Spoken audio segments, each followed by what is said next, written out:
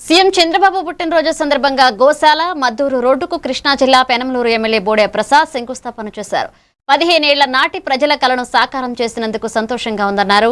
7.5 కోట్లతో Danish fibre టెక్నాలజీతో road వేస్తున్నామన్నారు.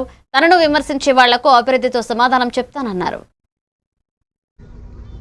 ఏ విధంగా అభివృద్ధి జరుగుతుంది అనేది కళ్ళు లేని కబోదికి కూడా కనబడుతున్నాయి. నేను నిన్న హైదరాబాద్లో ఒక కార్యక్రమానికి అటెండ్ అయితే అక్కడ కూడా నన్ను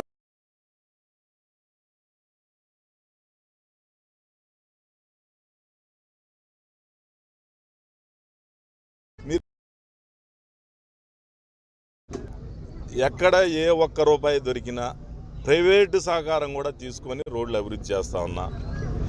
ఈరోజు గోశాల సెంటర్ నుంచి మద్దూరు దాకా చిరకాల కోరిక రోడ్డు వెడల్పు చేసి ఈ ఒనుగూరు గ్రామంలో వీళ్ళందరితోటి ప్రశంసలు తీసుకోవాలనే ఉద్దేశంతో ఎప్పటి నుంచో వెయిట్ చేస్తూ ఉన్నా. ఈరోజు అవకాశం నాకు దొరికింది.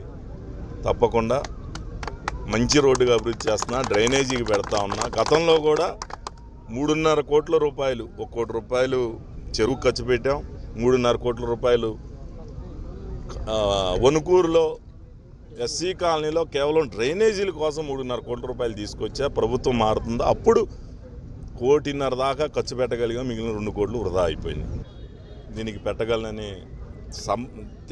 ఖర్చు పెట్టగలనని నమ్మకంతో శక్తితోటి నా ప్రయత్నం నేను చేస్తా ఉన్నా.